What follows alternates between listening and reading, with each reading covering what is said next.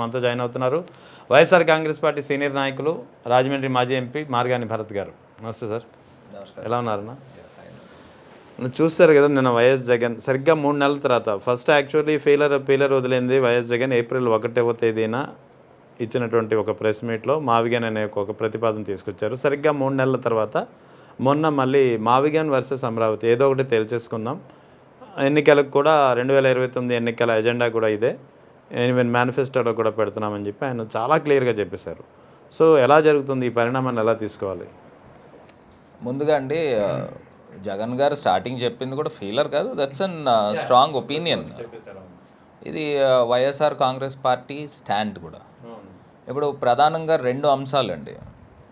ఇప్పుడు మీరు national highway అటు విజయవాడ నుంచి గుంటూరుకి వెళ్తూ ఉంటే టువర్డ్స్ రైట్ సైడ్ అమరావతి, అంటే ఇంకా కొంచెం ఇలాగ towards left side Machilipatnam, Vijayawada, Guntur, అంటే కొంత ఏరియా కూడా రైట్ సైడ్ కొడుకుని రావచ్చు. నేను చెప్పే అంశం ఏంటంటే, ఇప్పుడు అమరావతి ప్రాంతం అనేది 2014లో అసెంబ్లీలో తీర్మానం చేశారు. ఆ టైంలో మేము కూడా మద్దతు ఇవ్వడం జరిగింది.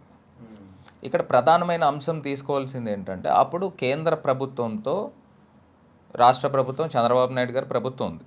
అప్పుడు మేమంతా కూడా ఏమనుకున్నాము, కొన్ని లక్షల కోట్ల రూపాయలు నిజంగా క్యాపిటల్ నిమిత్తం తీసుకుని వస్తారు, ప్రధానమంత్రి దగ్గర నుంచి తీసుకుని వస్తారు అనేది ఆలోచన చేసాం. కానీ 5 సంవత్సరాలు ఏం చేశారండి, అక్కడ కట్టింది ఏం లేదు. టెంపరీ షెడ్లు కట్టారు, టెంపరీ అసెంబ్లీ కట్టారు, టెంపరీ సెక్రటరియట్ కట్టారు. దాని తర్వాత 5 సంవత్సరాల కాలంలో మేము కూడా అసెస్ చేసుకుని అక్కడ తీరా చూస్తే లోతట్టు ప్రాంతం కనబడుతూ ఉంది, అక్కడ క్యాపిటల్ నిర్మాణం కనబడట్లేదు, ఏం చేయాలో కూడా తెలియని పరిస్థితులు ఉన్నాయి. అటుపక్క కేంద్ర ప్రభుత్వం కూడా అంతంత మాత్రమే సహాయం చేస్తూ ఉన్నారు. దీంతో ఒక వరల్డ్ క్లాస్ క్యాపిటల్ ఎలా తయారవుతుంది, అది అసలు అవ్వని పరిస్థితులు కనబడుతున్నాయి. అప్పుడు జగన్ అన్న కూడా ఆలోచన చేశారు. ఇప్పుడు భారతదేశంలో ఉన్న పెద్ద పెద్ద సిటీస్తో, పెద్ద పెద్ద రాష్ట్రాలతో మనం పోటీ పడాలి అని అంటే ఒక రెవెన్యూ జనరేటర్ అయిన ఒక సిటీ ఉండాలి. మనకు ఉన్నట్లో ద బెస్ట్ సిటీ విశాఖపట్నం. ఆ విశాఖపట్నం పాయింట్ ఆఫ్ వ్యూలో తీసుకొని రేపన్న రోజున ఈస్ట్ సైడ్ ఆఫ్ బాంబే కింద తయారవడానికి అవకాశం ఉంది విశాఖపట్నము. సో ఖచ్చితంగా విశాఖపట్నాన్ని మనం తయారు చేద్దామనే ఉద్దేశంతో అనుకున్నారు. కానీ 2024 ఎలక్షన్స్లో చూసినప్పుడు బహుశా జగనన్న తీసుకున్న నిర్ణయము పీపుల్కి అంత యాక్సెప్టెన్స్ రాలేదేమో అని భావించాలి, ఎందుకంటే ఎలక్షన్ రిజల్ట్స్ బట్టి. కాకపోతే ఎవరు వద్దన్నా కాదన్నా Visakhapatnam undoubtedly is a number 1 city for Andhra Pradesh. సరే, ప్రజలు కూడా అటు విజయవాడ, గుంటూరు సైడ్ కోరుకుంటూ ఉన్నారు. అక్కడ ఉన్న వాటిల్లో ది బెస్ట్ ప్లేస్ మచిలీపట్నము, ఎందుకంటే పోర్ట్ ఉంది. మన ఆంధ్రప్రదేశ్ స్ట్రెంగ్త్ కూడా చూసినట్టయితే అండి, పోర్ట్స్, యా, అటు మీకు చెన్నై ఒక వరల్డ్ క్లాస్ సిటీ అయినా, లేకపోతే ఇటు కోల్కతా అయినా, బాంబే అయినా, లేకపోతే గుజరాత్ దగ్గర మనం ప్రాంతాలు చూసుకున్నా కూడా ఎప్పుడైతే మనకు పోర్ట్ కనెక్టివిటీ, ఒక సీ పోర్ట్ ఉన్నది, ఖచ్చితంగా రెవెన్యూ జనరేట్ అవ్వడానికి అవకాశం ఉంది. అందు గురించి జగనన్న కూడా మచిలీపట్నము, విజయవాడ, గుంటూరు ఈ 3 ప్రాంతాలు కలిపి మావిగన్ అని మనం తీసుకున్నాం. సరే, ఇప్పుడు చంద్రబాబు నాయుడు గారికి ఒకవేళ నిజంగా పేరు నచ్చలేదు అనుకోండి, పేరు మార్చుకోండి. అదే అంటున్నా, మీరు అమరావతి పేరు ఏదో ఇక్కడ పెట్టి ఈ ప్రాంతాన్ని తీసుకోండి, ఎవరు వద్దన్నారు? అంతే తప్పితే ఇక్కడ మనం క్లియర్గా కేటగారికల్గా అర్థమవుతుందండి. మీకు ఇంకొక విషయం కూడా గుర్తుకు చేస్తాను నేను. తెలంగాణ చీఫ్ మినిస్టర్ రేవంత్ రెడ్డి గారు ప్రధానమంత్రి గారు సభలో ఆయన సమక్షంలో ఆయన చెప్పిన మాట ఏంటండి, నాకు మచిలీపట్నం నుంచి హైదరాబాద్కి ఒక ఇండస్ట్రియల్ కారిడార్ 10 లేన్ కారిడార్ కావాలన్నారు. సో పక్కనున్న రాష్ట్ర ముఖ్యమంత్రి మచిలీపట్నం యొక్క పొటెన్షియాలిటీని గుర్తిస్తూ ఉన్నాడే. అసలు చంద్రబాబు నాయుడు గారికి ఏంటండి, నేను పట్టుకున్న కుందేలకి 3 కాళ్ళు అన్నట్టు, నేను అదే తీసుకుని వచ్చి ఒక సింకింగ్ షిప్లోనే నేను ప్రయాణం చేస్తాను, దాంతోపాటు ఆంధ్ర రాష్ట్ర ప్రజలందరినీ కూడా తీసుకెళ్తానని అనడం నిజంగా తప్పండి. ఇప్పుడు నిజంగా మనల్ని ఎందుకు ముంచాలా అని అడుగుతా ఉన్నాను. ఇప్పుడు చంద్రబాబు నాయుడు గారికి అర్థం కావట్లేదండి, ఇప్పుడు అమరావతి అనేది ఒక వైట్ ఎలిఫెంట్ అనేది అర్థం కావట్లేదా అని అడుగుతా ఉన్నా. నిజంగా ఆశ్చర్యం అనిపిస్తుంది. మీరు బహుశా ప్రపంచంలో ఏ క్యాపిటల్లో కూడా రిజర్వాయర్లు కట్టిన పరిస్థితులు ఇప్పుడు దాకా నేను చూడలేదు, ఎవరూ చూడలేదు. ఎందుకు అంత మొండి? ఇప్పుడు మనుషులు అన్నాక మనమేం ఎక్కడి నుంచి దిగిరాలా? తప్పులు చేస్తాము. మన 10 నిర్ణయాలు తీసుకుంటే 6 నిర్ణయాలు కరెక్ట్ అవుతాయి, 4 ఫెయిల్ అవ్వచ్చు. అందులో అమరావతి అనేది ఫెయిల్ అయ్యింది, మనకి ఇప్పటికే కనబడుతూ ఉంది.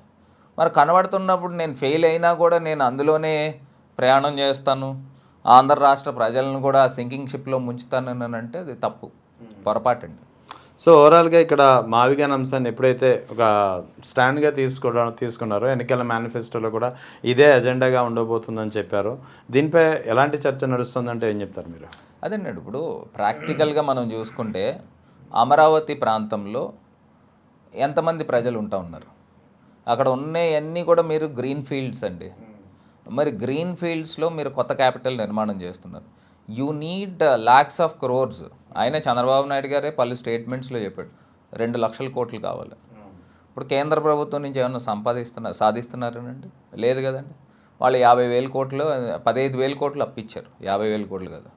15,000 కోట్లు అప్పు ఇచ్చిన తర్వాత వీళ్ళు ఏం చేస్తూ ఉన్నారు? ఆంధ్రప్రదేశ్ రాష్ట్రానికి వీళ్ళు ఏంటంటే ఒక 10 బిల్డింగ్లు కట్టగలుగుతారేమో. కట్టినంత మాత్రాన మీకు అసలు రెవెన్యూ జనరేషన్ అనేది ఎక్కడి నుంచి వస్తుంది? మీకు ఒక్కటే ఇండికేషన్ చెప్తున్నానండి, ఒకవేళ ఏదైనా ఒక ఫ్లరిష్డ్ ఏరియా కనబడుతుంది అనుకోండి, దాన్ని ముందరగా గుర్తించేది రియలేటర్స్ గుర్తిస్తారు. ఇప్పుడు అక్కడ నిజంగా గ్రోత్ జరిగిపోతుంది, రేపు భవిష్యత్తులో ల్యాండ్ వాల్యూస్ అంతా స్కై రాకెట్ అయిపోతుంది, ఏదో అద్భుతాలు జరుగుతున్నాయి అని అంటే రియల్ ఎస్టేట్లో ఉన్న వాళ్ళందరూ గుర్తించి ఆ ఏరియాకు వచ్చి అక్కడ వాలిపోతారు. కొన్ని వేల కోట్ల రూపాయలు పెట్టుబడులు పెట్టి ల్యాండ్స్ కొంటారు. ఇప్పుడు ఆ పరిస్థితులు ఉందండి? 2014లో ఆలోచన చేశారు రియల్ ఎస్టేట్ రియలేటర్స్ అందరూ కూడా, ఈయన కేంద్ర ప్రభుత్వంలో ఉన్నాడు, కొన్ని లక్షల కోట్లు తీసుకొచ్చి పెట్టుబడులు పెడతారు, పెట్టుబడులు పెడితే ఆటోమేటిక్గా వాల్యూ పెరుగుతుంది అని కొంతమంది ఆలోచన చేసి అప్పుడు వచ్చారు.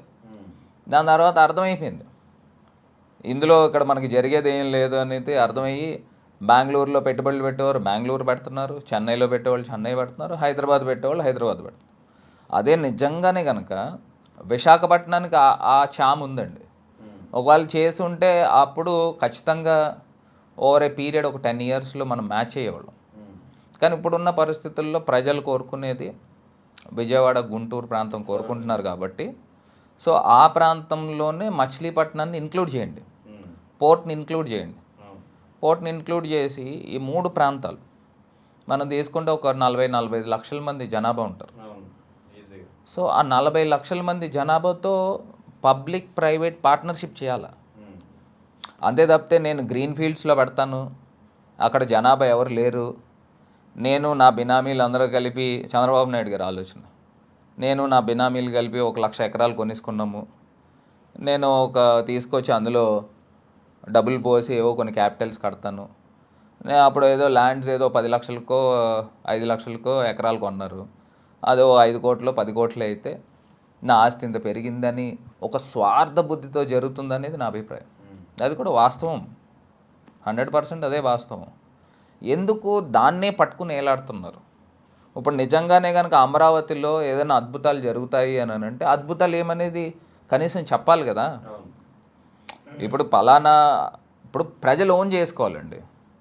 ఇప్పుడు హైదరాబాద్ ప్రాంతం ఉందండి, హైదరాబాద్ ప్రాంతంలో 10 ఇయర్స్ బ్యాక్ పాపులేషన్ ఎంత? నాకు తెలిసి ఒక 45-50 lakhs ఉండుంటారు. ఇవాళ అన్న రోజు పాపులేషన్ ఎంత అండి? సుమారుగా 1,30,00,000 1,40,00,000 వచ్చారు. ప్రజలు ఓన్ చేసుకుంటున్నారు. ఇక్కడ నాకు గ్రోత్ కనబడుతుంది, ఇక్కడ నాకు భవిష్యత్తు కనబడుతుంది అనేది ప్రజలు ఆలోచన చేస్తారు. ప్రజలేమి అమాయకులు కాదు కదా. అట్లాగా అమరావతి ప్రాంతంలో గడిచిన 5 సంవత్సరాలు 14 to 19 దాకా ఏం జరిగిందండి? ప్రజలు ఎవరు ఓన్ చేసుకోలే, ఎందుకంటే అది గ్రీన్ ఫీల్డ్స్. ఇప్పుడు 19 to 24 దాకా జగన్ అన్న కూడా ఆలోచన చేశారు, ఇది ఒకవేళ ఇక్కడ మనం కనుక పెట్టుబడులు పెడితే రిటర్న్ బ్యాక్ రాదు, రెవెన్యూ జనరేషన్ కాదు. సో మనం ఎప్పుడైతే అసెంబ్లీలో మనం ప్రామిస్ చేసినామో, సో ఖచ్చితంగా ఇక్కడ మనము లెజిస్లేటివ్ క్యాపిటల్ పెట్టాలి అనేది, అంటే ఆ ప్రామిస్ని అక్కడ ప్రజల్ని ఇచ్చిన మాటకి ఒమ్ము చేయకూడదనే ఉద్దేశంతో లెజిస్లేటివ్ పెట్టాలి, అక్కడ విశాఖపట్నం ఎగ్జిక్యూటివ్ పెట్టాలని ఆలోచన చేశారు. సరే, అప్పుడు ప్రజలు ఒక ఆలోచన విధానం అంత క్యాచ్ చేయలేకపోయారు కాబట్టి సో విజయవాడ ప్రాంతం కోరుకుంటున్నారు. So why not Machilipatnam include చేయండి. అక్కడ నిజంగా 40-45 లక్షల మంది జనాభా ఉన్నారు. జనాభా వాళ్ళు ఓన్ చేసుకుంటారు. ఇప్పుడు మీకు ఫర్ ఇన్స్టెన్స్ ఆ ప్రాంతంలో మీకు ఒక ఇల్లు ఉందనుకోండి, మచిలీపట్నం మావిగన్లో ఇల్లు ఉంటే మీది ఒక 50-60 లక్షల వాల్యూ ఉందనుకోండి. క్యాపిటల్ అక్కడ వస్తుంది, అక్కడ ఒక 15,000-20,000 కోట్ల రూపాయలు పెట్టుబడులు వచ్చినాయి అనుకోండి. మీ ఇంటి వాల్యూ ఆటోమేటిక్గా 50-60 లక్షలది 2 కోట్లు అవ్వచ్చు, 3 కోట్లు అవ్వచ్చు. సో మీరు ఓన్ చేసుకుంటారు. అలాగా మీతో పాటు ఒక 40-45 లక్షల మంది ప్రజలు ఓన్ చేసుకుంటారు. ఓన్ చేసుకుంటే మీ బంధువులందరూ ఏం ఆలోచిస్తారు? వేరే వేరే ప్రాంతాల్లో ఉన్నవాళ్ళు, అరే పలానా రెహమాన్కి ఇల్లు ఉంది, అది 50 లక్షల ఇల్లు 2 కోట్లు అయిపోయింది, నేను కూడా అక్కడ పెట్టుబడి పెట్టాలి అని మీ బంధువులు, మీ ఫ్రెండ్స్ వేరే ప్రాంతాల్లో ఉన్న వాళ్ళు అందరూ అక్కడికి వస్తారు. అంతే తప్పితే నేను అమరావతిలో పెడతాను, అక్కడ గ్రీన్ ఫీల్డ్స్లో పెడతాను, అక్కడ ఎవడు రాడు, పెట్టడు. ఒకవేళ బ్రాండ్ చంద్రబాబు నాయుడు అయితే ఈ పార్టీకి రావాలి కదా, ఈ పార్టీకి ప్రజలు వచ్చి అక్కడ ఇల్లులు కట్టాలి కదా. ఈయన ఇల్లు కట్టడానికే ఇంకొకటి దాకా ఇల్లు కట్టలే. ఇక్కడే అర్థమవుతుంది ఇది ఏంటంటే ఒక వైట్ ఎలిఫెంట్ అండి.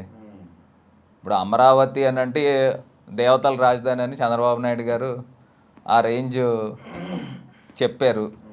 నిజంగానే ఇంద్రుడికి అక్కడ ఐరావతం ఉంది. అదే దేవతల రాజధాని అయి ఉంటుంది. దేవతల రాజధానిలో ప్రజలకు చూడలేదు కదా. అదే ఇక్కడ కూడా మన వాడుక భాషలో వైట్ ఎలిఫెంట్ అంటే అర్థం ఏంటంటే అదే దానికి ఎలా పెట్టుబడి పెడతానే ఉండాలి, దాని నుంచి ఏం రిటర్న్ రాదు. ఇక్కడ కూడా అమరావతి అంటే శూన్యం నుంచి నిర్మించాలి, టోటల్ జీరో నుంచి నిర్మించాలి. జీరో నుంచి నిర్మించే దశకి 2 లక్షల కోట్లు పెట్టుబడి పెట్టాలి. అది కూడా జనాభా కేవలం 1 లక్ష ఉంటుంది గట్టిగా కొడితే 29 గ్రామాలకు. ఇక్కడ రెడీమేడ్ జనాభా 45 నుంచి 50 లక్షలతో స్టార్ట్ అవుతుంది. అంటే రాజకీయంగా కూడా ఓట్ల పరంగా కూడా ప్రయోజనం చేకూరుందా వైఎస్ఆర్ కాంగ్రెస్ పార్టీకి? జగన్ కూడా ఆ దిశగానే ఆలోచించారా అంటే ఏం చెప్తారు? అదేనండి 100% what you said is very valuable. Jagan అన్న కూడా అంటే ఇప్పుడు ఏదో ఓట్ల గురించో లేకపోతే సీట్ల గురించో ఆలోచన కాదండి, భావితరాల యొక్క భవిష్యత్తు. ఇప్పుడు మన పిల్లలు, వాళ్ళ పిల్లలు, వీళ్ళందరూ కూడా అరే ఈ పలానా నాయకుడు ఇలా కట్టేటరా, అమరావతి కట్టి మనల్ని ముంచేసాడురా అనే మాటలు రాకూడదండి. ఇప్పుడు ఎందుకంటే ప్రతి ఒక్కడు కూడా పోల్చుకుంటూ ఉంటారు. మనము ఆంధ్ర వాళ్ళము డెఫినెట్గా మనకున్న నియర్ బై స్టేట్ తెలంగాణ, హైదరాబాద్తో పోల్చుకుంటాం. హైదరాబాద్ లాంటి సిటీ ఆంధ్రాకి లేదురా అని మనం అనుకుంటాం. మన పిల్లలు అనుకుంటారు, మన పిల్లలు అనుకుంటారు. ఆ పొరపాటు ఎందుకు చేయాలా అంటున్నా. ఇప్పుడు మనము భవిష్యత్తు ఆలోచన చేయాలి, ఫ్యూచర్ని అసెస్ చేయాలి. నేను ఆల్రెడీ 10 మెట్టు పైన ఉన్నాను, 10th స్టెప్ మీద ఉన్నాను. నాకు 100th స్టెప్ ఎక్కడం ఈజీ అవుతుంది. అంతే తప్పితే నేను 0 నుంచి స్టార్ట్ చేస్తాను, అది కూడా నేను మెట్లు తయారు చేసుకుని వేసుకుని నేను ఎక్కుతాను అంటే దానికి అర్థం ఏంటండి? ఇది యాజ్ సింపుల్ యాజ్ దిస్.